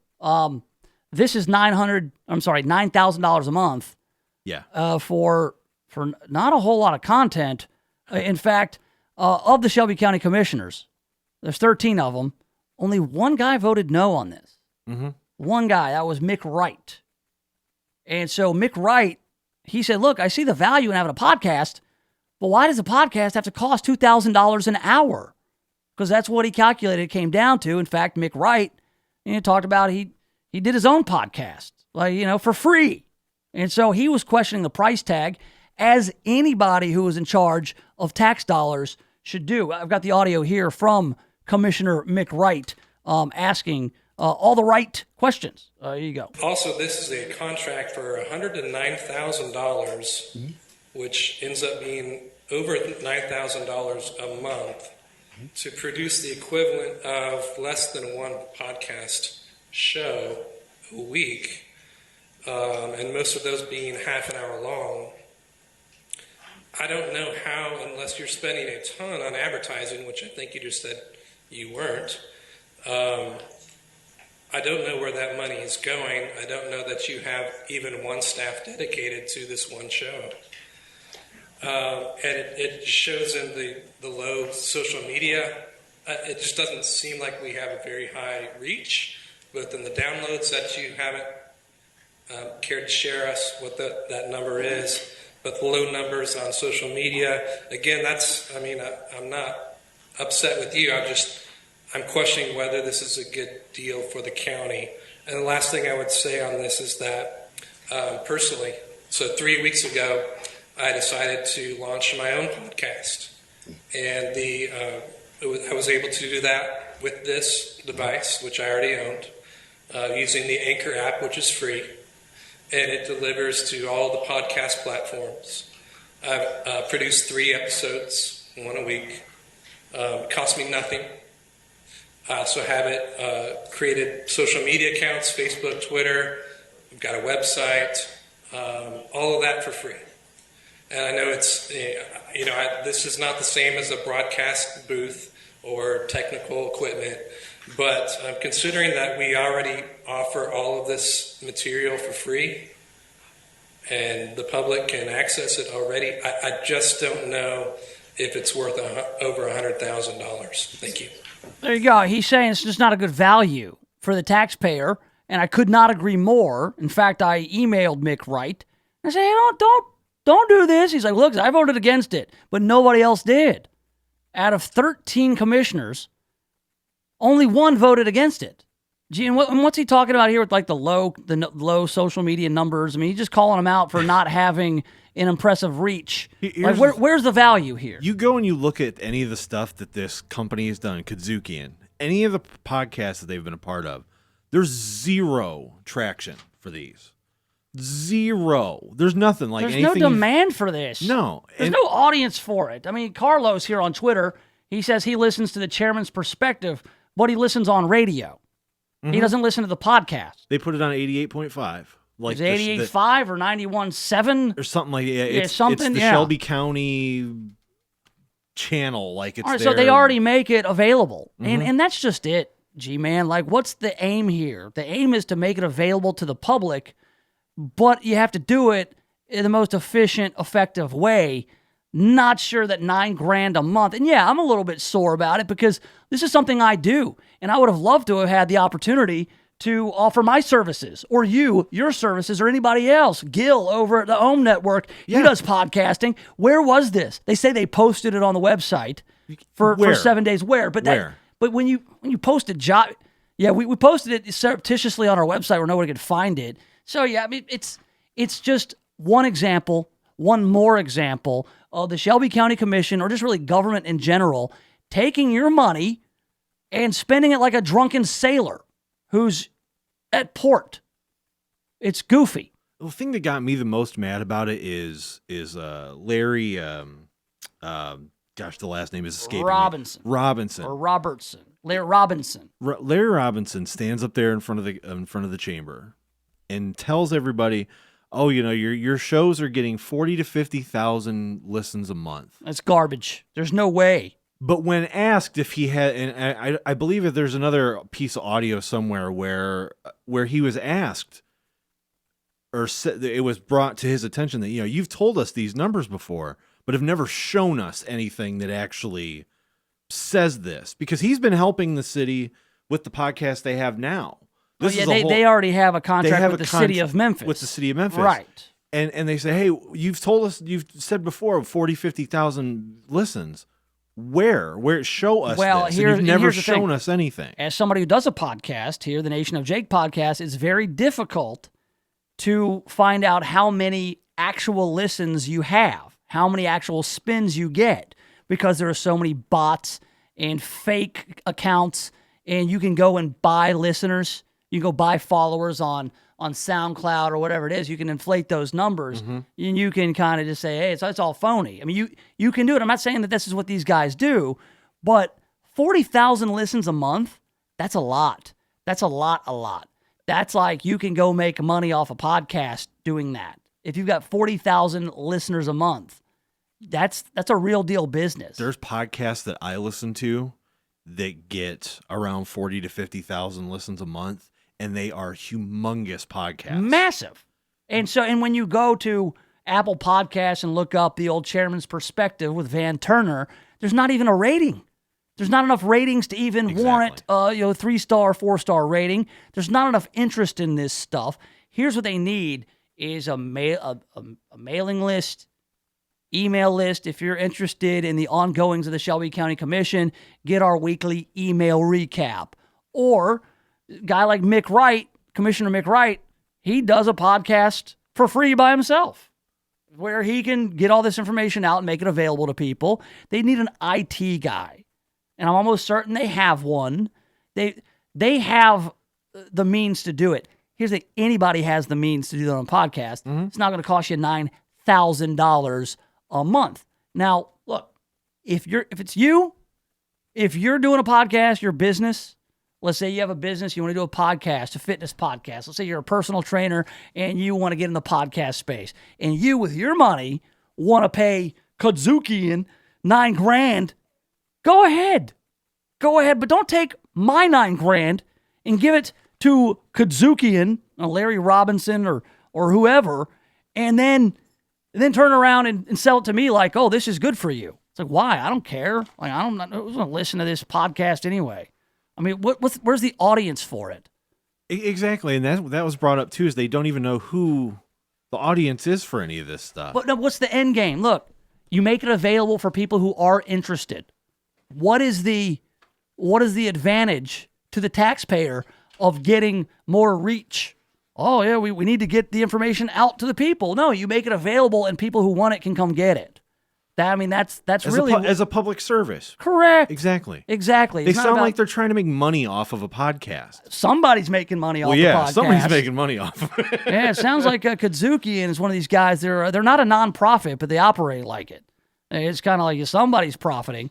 It might not be the Shelby County Commissioners individually, but somebody is profiting here, and I think we're looking at these Kadzukian guys inflating it up, and a lot of double speak. Oh, with the social media engagement and the turnaround, it's hard to listen to. They stood up there in front of the chamber and talked at points for like 5-6 minutes in straight, circles, saying and nothing, said absolutely nothing. Sound and the fury. It was unbelievable, maddening. I mean, look, there's value in having a podcast.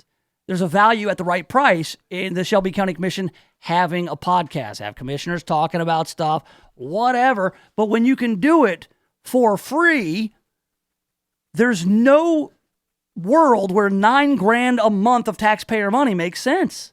It doesn't make sense at all. It just goes, this is how it works. And on top of guys like Mick Wright brought it up and voted no.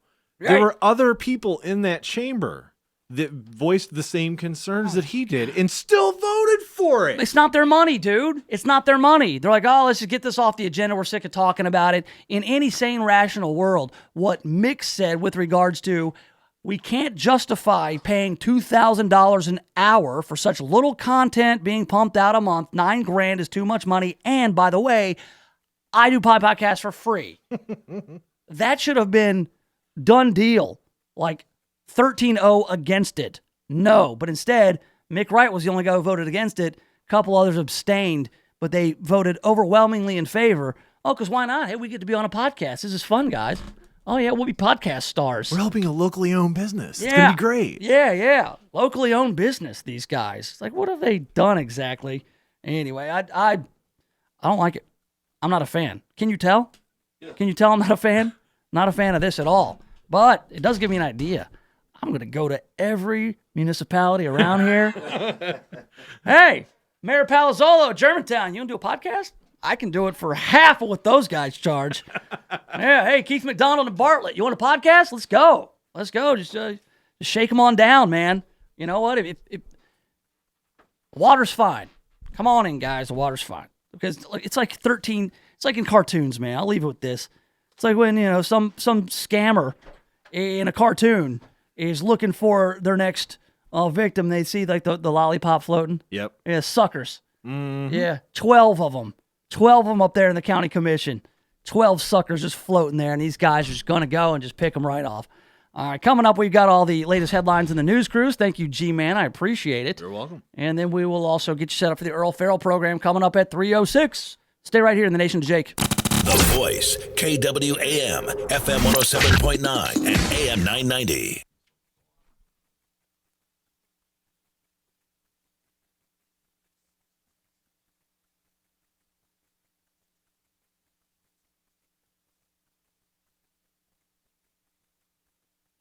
This message is for all of you sitting in the passenger seat. And apologies if it gets a little uncomfortable, but how does it feel to be at the mercy of someone who thinks a random text is more important than your life? Someone who takes their eyes off the road while speeding along in a 3-ton hunk of steel. Freaky, right? Well, why not just ask them to stop? Or better yet, volunteer to text for them. It might be a little awkward, but believe me, you'll live. Learn more at stoptextstoprex.org. Brought to you by the Ad Council and the National Highway Traffic Safety Administration. This is Clark Howard. I have a new series for you talking about how trade with China is going to affect your wallet. And today I want to talk about what it means for you as a borrower. As far as credit cards, normally, as interest rates decline in the economy, interest rates you pay on so many borrowing products decline as well. But credit card interest rates are at nearly an all-time high, and they're not as sensitive to what happens with the general economy. On the other hand, auto loan rates are on their way down. So if you're interested in buying a vehicle, you're going to see lower rates. If you're already in a loan, you should see if there's a deal for you refining your vehicle loan. Speaking of refis, mortgage rates have taken a significant dive, and if you have an older mortgage, you should look at whether there's money for you to save by refining into a 15-year loan. Shop multiple lenders. The backyard's looking great, Rob. Thanks, man. I was planning on adding a deck, too. Know any good contractors? Why don't you just ask Home Advisor? Home what? HomeAdvisor.com. You just tell them about your project and they match you with local pros that can do the job. Nice. Now, how much does it cost? Oh, Home Advisor's totally free to use. Plus, you can read customer reviews, check pricing, and book appointments for free. What's the website again? HomeAdvisor.com. Or just download the free Home Advisor app. Home Advisor. Hey, I'm Hall of Fame catcher Johnny Bench. I used to hit dingers and throw lasers when I was a Major League Baseball player. Now I do yard work, raise my boys, and get the occasional 18 holes in, but I still have to deal with that Hall of Fame pain. I use Blue Emu pain relief products. The Blue Emu Maximum Arthritis or Continuous Spray are easy to use. I just spray or rub it on. No stinging or burning. Blue Emu. It works fast and you won't stink. Available at nationwide retailers.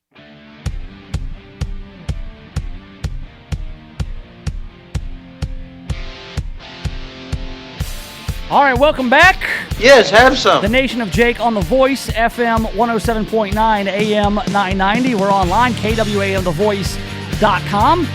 Streaming live on the YouTube at no expense to you, costs nothing. Hell, it doesn't cost me anything. I produce a TV show every day, essentially, on the YouTube for free. Free to you, free to me. I mean, technology is great. But it's kind of like you got to have somebody who knows how to use it. I'll give credit where credit is due. Earl Farrell, whose show's coming up at 3:06. This guy's got like a full-on TV studio in here.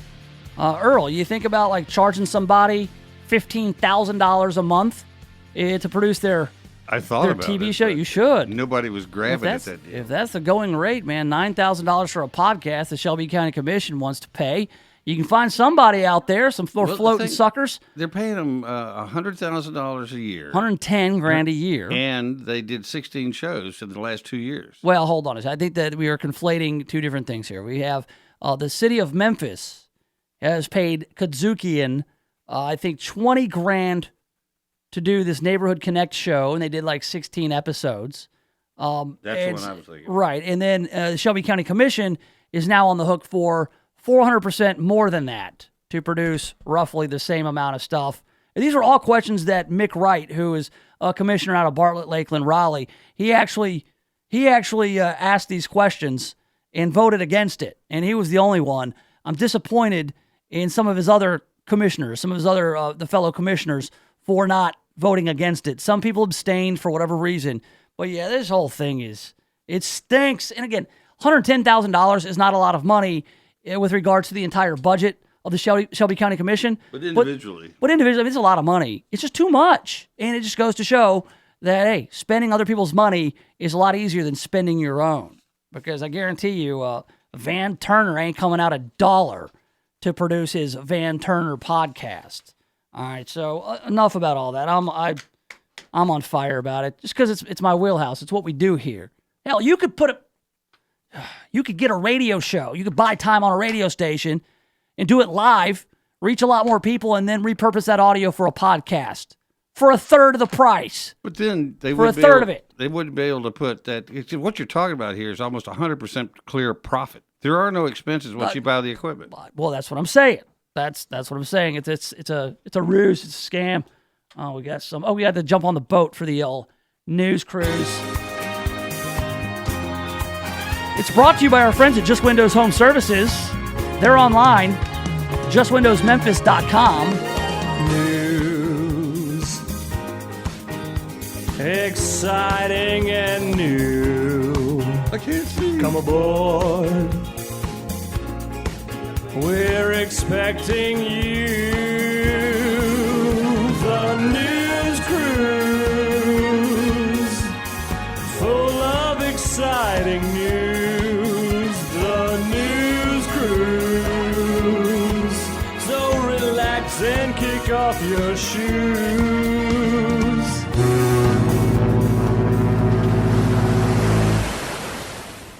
All right, welcome aboard. The news cruise is brought to you by Just Windows Home Services. Those guys can clean your windows, but not just your windows.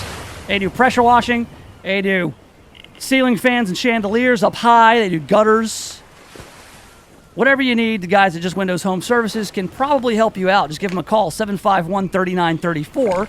That's 751-3934. And get 20% off if you tell them the Nation of Jake sent you. Hey, we got a passenger. Hey, Alan, how'd you get aboard the news cruise? What's happening, man? Well, I mean, I just keep hearing all this, on the news and your show today about the podcast thing and what it costs. It just seems like this is the opportunity for one of the high schools or three of the high schools or three of the colleges here in Shelby County to give the kids, learn about the technology, and them doing it might not even cost any money. Yeah. Because they're probably already budgeted dollars in those institutions' curriculum. Right, get the audio video department over at Southwest Tennessee Community College, or some of these other institutions where, hell, U of M gets money from the county, or a public institution. Yeah, they could totally do that, man. That's a good idea, Alan. You have some kids come out, they're studying audio production. They can come out and produce up the podcasts at no expense, or at built into what we already invest in those institutions. I like it. Well, just an idea. So, it's a good idea. But when you look at this, Alan, when you look at the way they're spending, and I know again, this is not like a huge amount of money with regards to the budget. It really doesn't inspire confidence that we got the right people to commission spending our dollars. Well, I think most all agree that public school teachers don't make enough money, and so it just seems like we need to find that money, and one of the places to find it is stuff like this. Yeah, you know what? $110,000 a year, you can pay 2 teachers. Well, every dollar counts. All right, Alan, I appreciate it. He's a stowaway. How did he get on the boat? That's what I want to know. We don't get reception out here. We're just on this boat, so we're gonna bust through all these headlines real fast. Like, we've got some good news from Shelby Farms. Shelby Farms Park has released the results of the recent water testing and the cause of death in 2 dogs. They had the off-leash area at Shelby Farms Park, the Outback off-leash area, report that 2 dogs died after they had visited the lake out there. A veterinarian confirmed the cause of death in the dogs was heat stroke. It was not related to the water in the off-leash area. Additionally, local veterinary clinics have reported no cases of toxin exposure in their clinics. So they were worried that it was this blue-green algae toxins that were being released because of the heat. The dogs at Shelby Farms did not die from toxic algae. They died from heat exhaustion. Which that does not make it any less sad that the dogs died. All right, it's a relief that there's no toxic algae in the bodies of water out there at Shelby Farms. We've got a runoff happening in Mississippi right now. The Republican nominees for governor and attorney general, those are the high-profile races, Lieutenant Governor Tate Reeves and Bill Waller Jr. are in a runoff. They've already said in Oxford there were some problems with the voting machines down there. that some votes got switched from Reeves to Waller, so that machine's been taken out of service. So it's kind of funny. We bag on the Shelby County Election Commission for all the problems that they have with Shelby County elections, but I think these things happen everywhere. There's always a machine, a rogue machine, or some software that didn't get updated. Maybe we'll hear about that on the Shelby County podcast next time. We've got a poll here about the ideal age for a president. That's a story. Donald Trump's not a young guy. He's old, 72, 74, whatever, how old he is, I don't know. Joe Biden's 76. Elizabeth Warren's 70. Bernie Sanders is 76. They're all real old. There are these polls out now.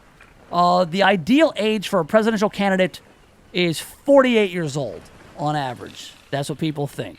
9 in 10 respondents agreed the ideal age is between 35 and 55. Nearly half would prefer a presidential candidate between 35 and 45. That's young. Got to be at least 35. Just 1% of respondents felt a president is best when at least 65 years old. Not sure age really matters at all. Here we go. We've got, this is alarming. The United States throws away at least 3,500 kidneys a year as thousands die from chronic kidney disease. Oh, my goodness. 3,500 donated kidneys get thrown away. There are thousands more who are waiting for kidneys. How does this work? In 2016, 20% of donated kidneys were discarded. The study's authors believe this problem stems partly from transplant centers that are reluctant to take a chance on an organ that isn't in the best shape. All right, so look, you may donate your kidney, but your kidney might not be donatable. All right, and that's why it gets thrown away.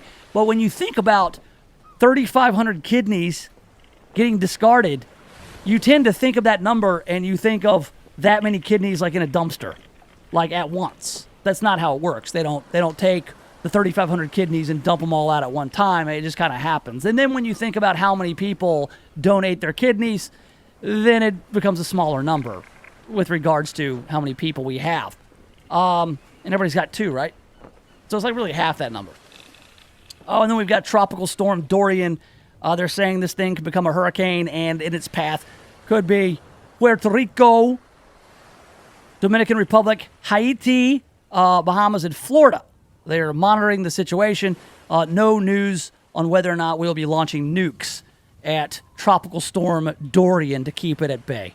Oh, there you have it. There's another successful news cruise. We'll get back here, wrap things up, get you set up for the Earl Farrell for Memphis show. Keep it right here on the Nation of Jake. The Voice, KWAM, FM 107.9 and AM 990. If you're thinking about retirement, you've got to know it's all about income. Your money making money. The Retirement Income Doctor wants to teach you how it's done. Give us a call and we'll send you a free animated video kit. 848-2-INCOME. 848-2-INCOME. And tune us in, the Retirement Income Doctor, Saturday mornings at 10. Call now for your free income kit. 848-2-INCOME. 848-2-INCOME. When's the last time you looked at the windows in your house? Not through the windows, but at the windows. Really looked at them. There's dirt, streaks, buildup, smudges, fingerprints, paw prints, spider webs, dead bugs. There's little white speckles. I have no idea what they are, and who knows what else. Now, cleaning all the windows in your house makes a big difference, but it's also a big job. That's why you need Just Windows Home Services. Just Windows has been taking the pain out of window cleaning since 1992. Just Windows cleans all types of windows, storm windows, screens, skylights, interior, exterior, upstairs and down. Now, I know I told you the company is called Just Windows Home Services, but they do a lot more. Roof and gutter cleaning, pressure washing, mirrors, blinds, ceiling fans, light fixtures, chandeliers. Look, if you've got hard to reach areas of the house, then you need Just Windows Home Services. Call for a free estimate, 751-3934. That's 751-3934, or get them online at justwindowsmemphis.com. That's justwindowsmemphis.com. The special event florist for the Mid-South is Lynn Doyle Flowers. They are famous for creating incredible floral arrangements and are available to fill even your last-minute needs. From the simple to the magnificent, their staff can create unique arrangements for your special occasion. Flowers always bring a smile, make someone's day, and for fast, convenient delivery, call Lynn Doyle Flowers today at 901-323-4521 or visit their beautiful new location at 6225 Old Poplar Pike.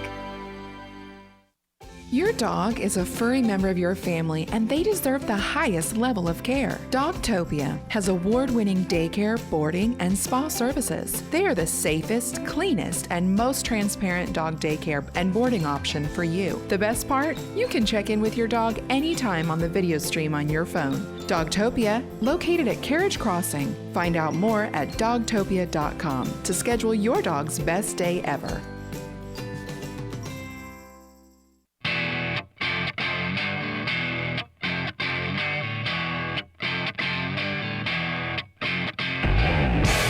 All right, welcome back. Yes, have some. The Earl Farrell from Memphis show is coming up very soon, less than 10 minutes away from Earl. Earl's in here. We were talking about this whole podcasting snafu. In case you didn't know about this story, and again, I'm probably making a bigger deal about this than it is. Shelby County Commission voted to spend $110,000 of your money so they can have their own podcast. That's $9,150 a month being paid to some guys to come in and record them talking about themselves and the ongoings of the Shelby County Commission. I can't imagine there's a big audience for this. Like, I don't think that people are just excited about hearing, Van Turner's perspective and the chairman's perspective podcast. It's just kind of like, people read the articles about it, and then they'll make a decision, make judgments about it. They'll listen to the radio when you do something noteworthy, and then they'll just go on about their lives. I don't think that they want to pay more in taxes, and that's coming down the line. I don't think they want to see their taxpayer money going to something like this. And Earl, I just got to ask you, buddy, when are we going to get together and go shake down some more local governments? Because I'm fixated on this. Well, I think with the notoriety these famous podcasters are getting right now, it's going to be kind of difficult for them to go out and get any other business. Well, that's a good point, too. I mean, not only, we've been saying their name, Kazukian, a lot, and I can just tell you, as somebody who has put together a lot of podcasts and who has engineered a lot of radio shows, that's just really expensive for what they're providing. Well, name one other actual live radio program in town. Forget about podcast. That the person that is on the air there, the talent, forget about the station. The talent alone makes $100,000 because there is no station involved in a podcast. No. Right. There's a room, a microphone, maybe two at $35 a piece. Oh, better yet, you show me a radio producer who makes $55,000 a year in this market. That's rare. A producer, a producer, a guy, absolutely. just to set up the shows, or an engineer, a producer engineer. It's way out of line, and that's our money. That's my money. That's your money. It's everybody's money. And I think these two guys had a sports show here on KWAM at one time. I don't listen. These guys have a business idea, and they're going out and they are getting what is being offered up. They were told to put together a proposal, and they did. And the suckers on the Shelby County Commission who are playing with our money are just fine. They're just like spending. Oh, sure. Yeah, we got that. Okay, yeah. And so I can't blame these guys for going out and getting the business. And so I'm not really concerned with them. I'm a little bit, skeptical about what they claim they can do and the reach. Telling me that Van Turner's podcast has 40,000 monthly listeners. I don't buy that for a second. So who would listen to that? Nobody would. I'm not saying I'm God's gift to radio or podcasting, but hell. All right, Earl's up next. I'm back tomorrow at 1. So long, and thanks for all the fish. KWAM, your news and information station, with CBS News updates every hour on the hour. KWAM Memphis. This is CBS CBS News on the Hour, sponsored by Rocket Mortgage by Quicken Loans. I'm Jim Shenevy. Tropical storm Dorian continues to make its way across the northeastern Caribbean, and it's managed to avoid any direct hit on the island so far.